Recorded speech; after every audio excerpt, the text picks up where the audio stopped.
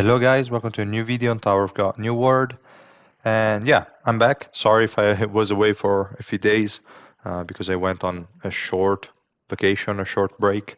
So now I'm back, and the first video I wanted to make is a video on the tier list update that Monkey just released on .gg.gg, and we're going to talk about that and a few things that he mentioned in his post.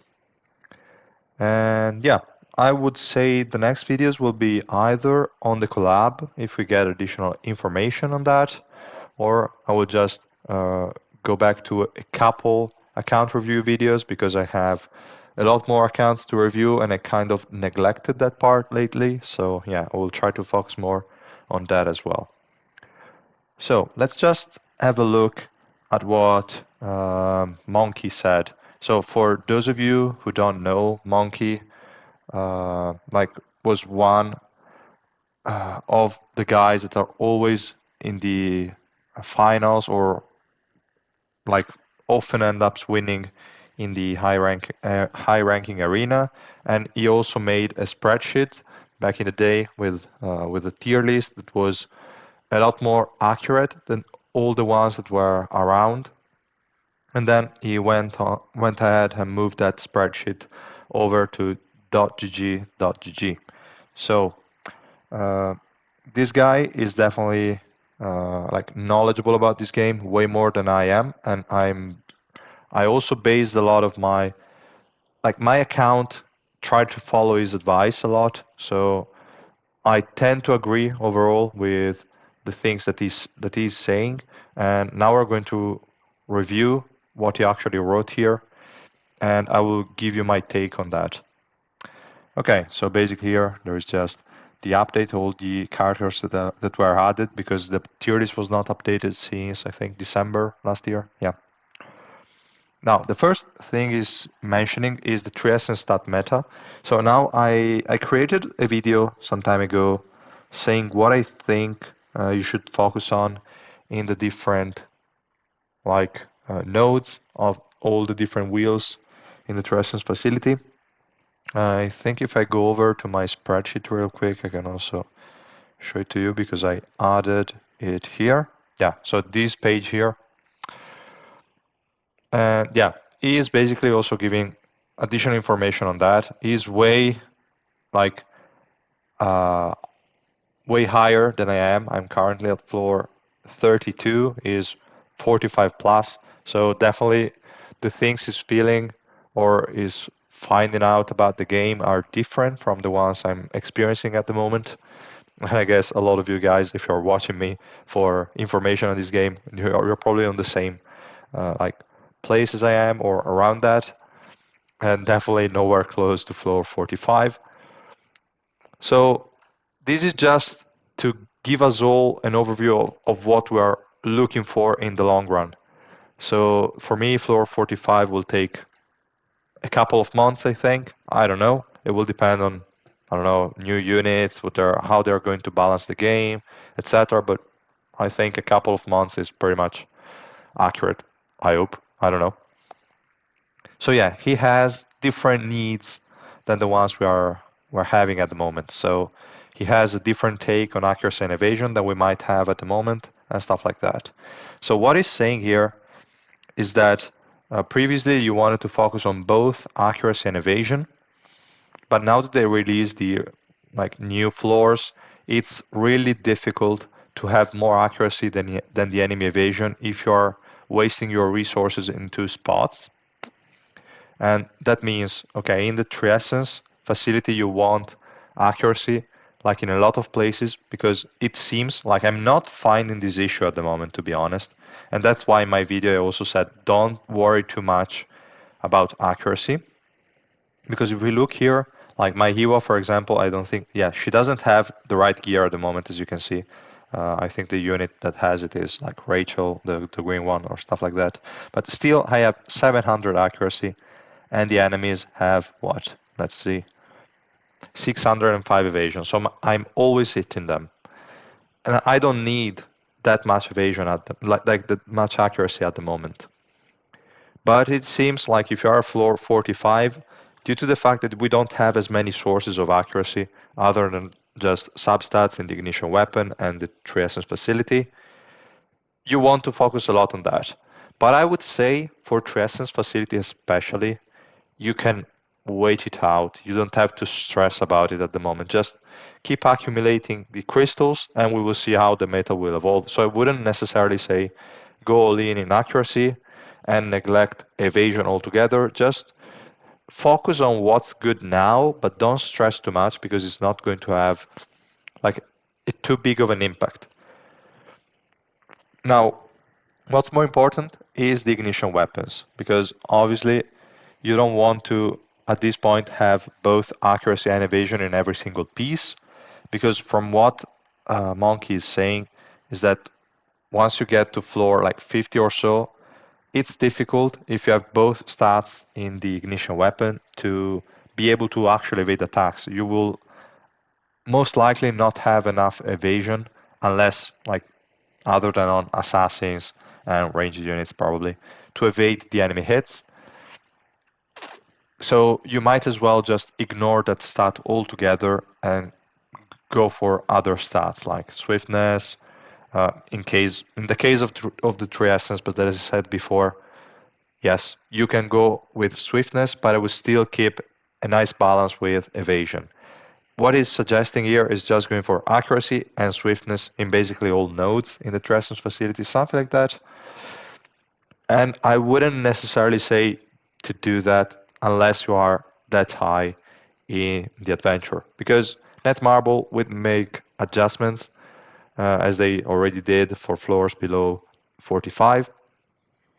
So yeah, I would say don't worry too much about having the perfect stats in the essence facility. Just keep a nice balance of like when you see swiftness, just leave it there.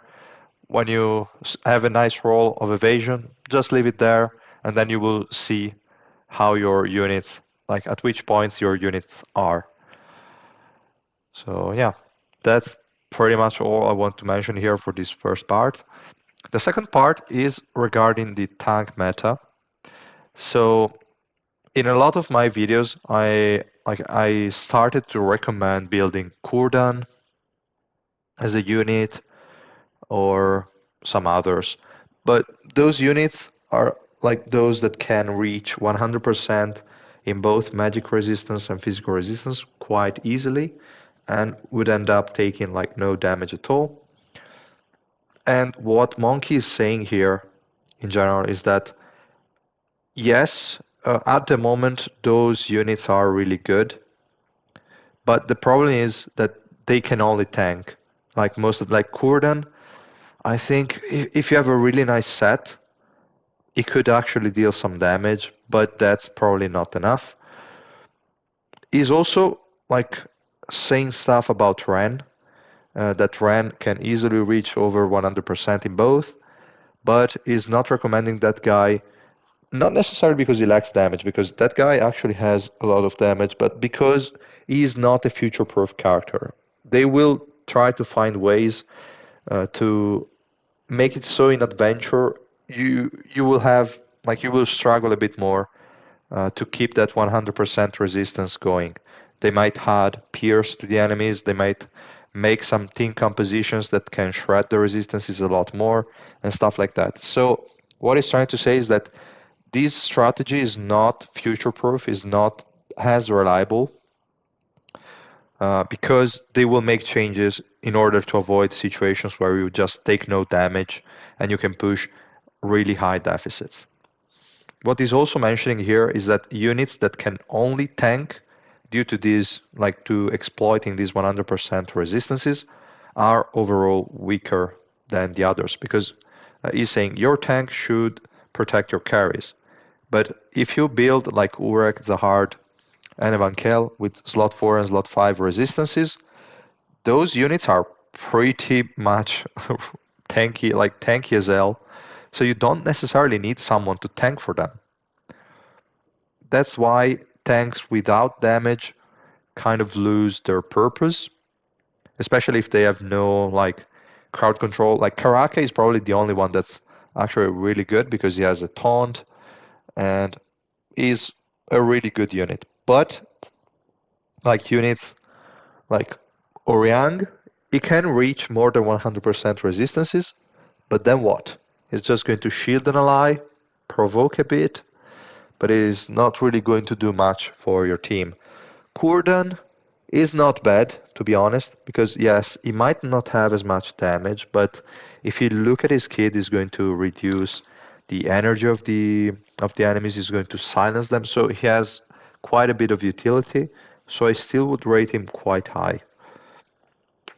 But yeah, that's just the main thing is that uh, beware that if you invest that much into a tank setup for a lot of units, sure, you might benefit like in the short run, but Netmarble will do something about it in the long run and they will change the meta again. Again, I wouldn't worry too much about that, to be honest, because I think it still helps you a ton at the moment just exploiting these little things. So you might be able to push a lot more in adventure if you're using those kind of units. But yeah, just beware, things might change, but I would say that's pretty much always the case. Like things will always change. So you have to adapt to the meta. There is not much you can do about it.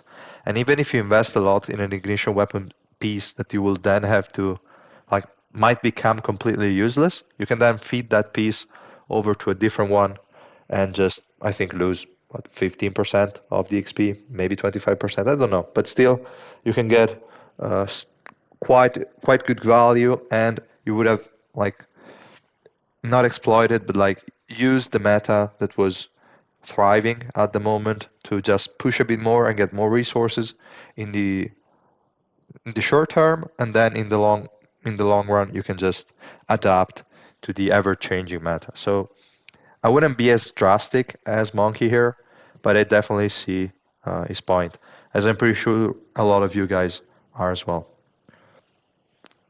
And yeah, then here there is the whole like changelog of all the ratings updated. We might go over it uh, quickly now. So let's first look at some units like the new ones that were placed. So let's look for Data Work, and we find him here. I'm only looking at Adventure at the moment. I don't really care about the other two for now. So I'll just talk about Adventure and how he positions certain units. So we can see Data Work is in C tier.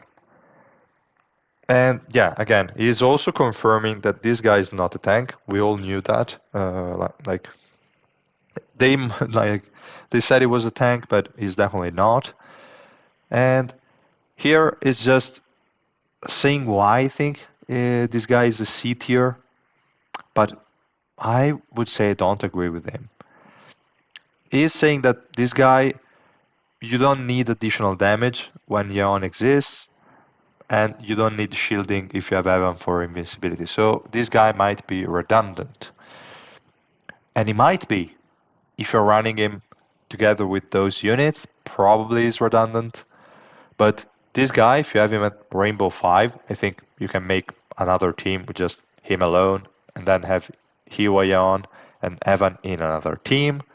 Also, damage-wise, I don't know why he's like saying that this guy doesn't do enough damage. Probably. Also, like if you look at the PvP explanation, there was a mentioning somewhere of this guy not dealing. Yeah, okay, here.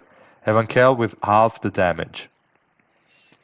I wouldn't necessarily say this guy has half the damage of Evankel, to be honest.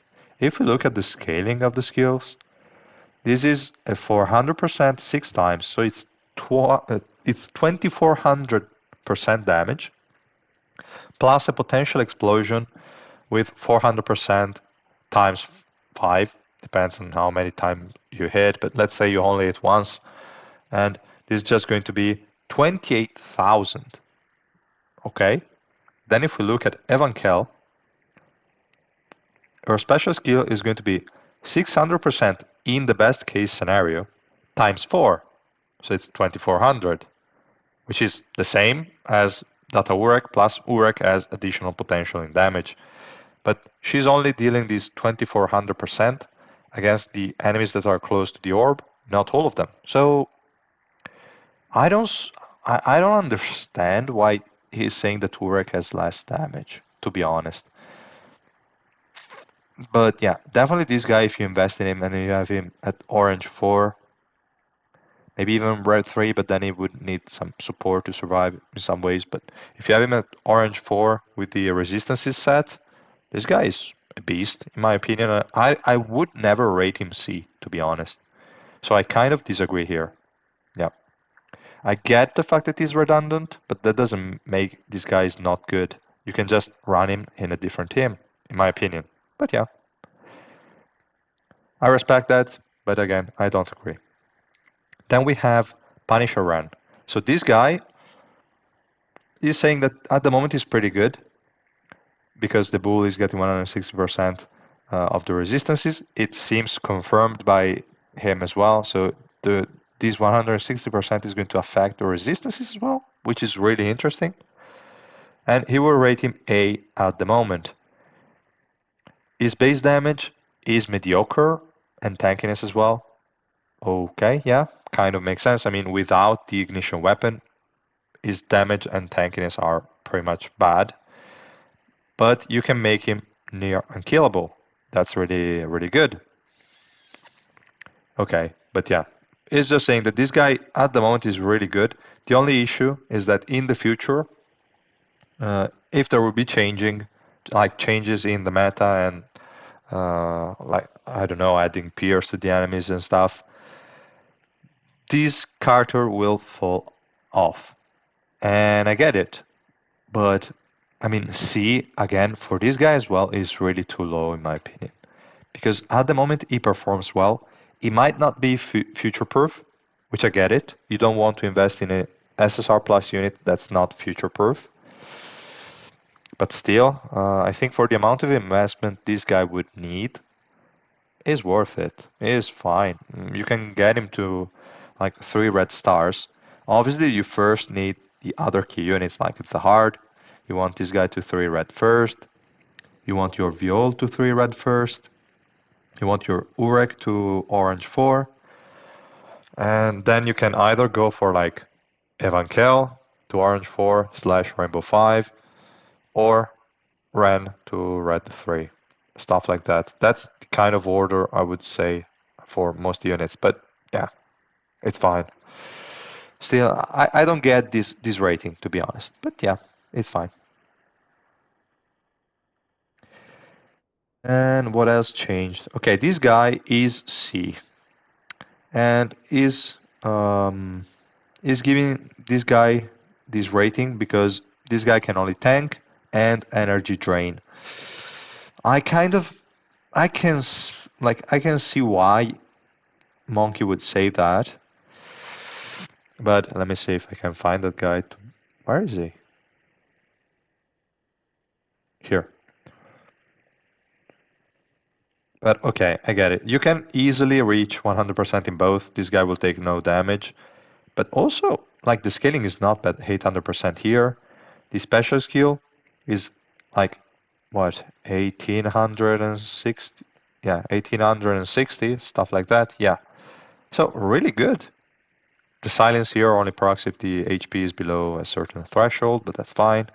And also this one is 1200. So overall, the scaling is there. I don't see why this guy wouldn't have potential, to be honest. And yeah, also here, really good. Is going to drain all the energy. Is going to silence for longer in the other skill. So overall, this guy's not bad. So I don't see why you would give him C now. But okay, it's fine. I would still recommend him over other units, if I'm being honest. Let's see if there was a change also in Kuran. Like Kuran is B, which is bad. But I don't know if I would rank Kurdan on Kuran higher, to be honest, because Kuran can tank a lot with a 90% damage taken reduction, and his damage is not bad, but it's really single target. This guy has a lot of AoE in his kit, so to me, the potential of this unit is not bad at all. But again, I don't know, really, really strange. I would still rate this guy quite high, if I'm being honest. So yeah, again, I wouldn't worry too much about future-proofing characters because if you invest in this guy, it will still perform. It might be, like it might get a bit worse, but still it can work. So yeah, I don't know. Then the next unit he rated is compressed rack here. We see him at B. And the issue here is that this guy doesn't have enough survivability, which I agree. He has no survivability in his kit. And he's able to do AoE much later than a Craptor. He's comparing this guy to a Craptor. And it does less damage and a lot later, which is an interesting take. I'm not sure I would rate Rack lower than a Craptor, but I haven't invested in a Craptor myself, so I cannot be sure. But compressed racks seem pretty busted, in my opinion. I get the survivability part, but still, I think that guy deserves a bit more than B. I would have put him in A, to be fair, but yeah, it's fine.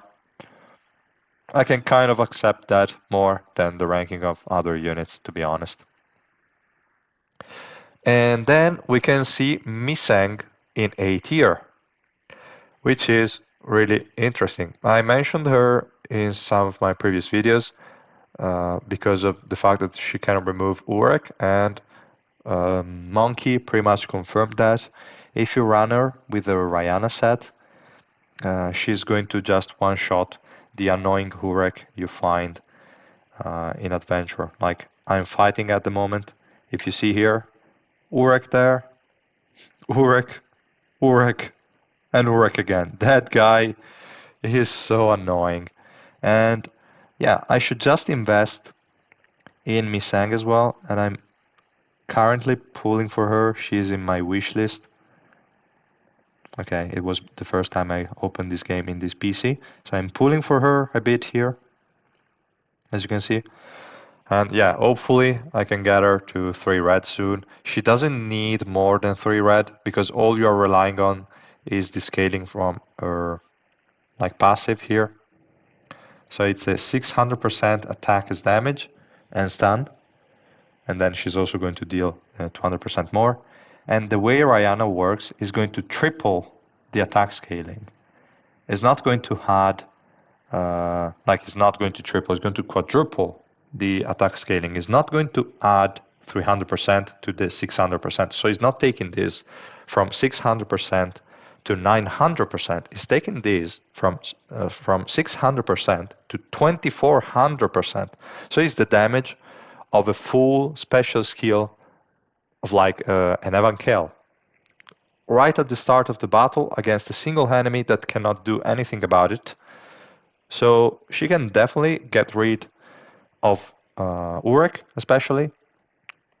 So yeah, she deserves that spot for this utility alone, and getting her to 3 red will be a good investment, I would say, to prepare for these kind of stages. And yeah, I would say there is nothing else weird here, I would say. Let me check if there is anything I missed. No, seems pretty fine to me. All the units I wanted to talk about are here already. So yeah. Oh wait, this guy is okay, interesting. So he's also taking into consideration Tin, so the SR guy, because this guy is going to pull a random enemy with this passive. Let's have a look at Tin real quick. This guy here. 600% of his attack has damage to a random enemy at the start of the battle, and then he's going to knock them forward, so towards your team. And this is again a 2400% attack as damage. I'm not sure this guy is as good as Blarode against a random enemy. Definitely can help with the RNG, and with a good Ryana set is definitely not something to ignore, considering like all of us will have this guy to Rainbow 5 sooner or later. So it's definitely a unit you can think about. You can just invest in a Rihanna set with magic damage. I think Misang is also magic damage, or is she physical? No, she's probably physical. Let's have a look real quick. Yeah, she's physical. Okay. So, yeah, guys, that was pretty much all I wanted to mention. Probably I talked way too much about this, but yeah, I hope it was not annoying and you found it like interesting.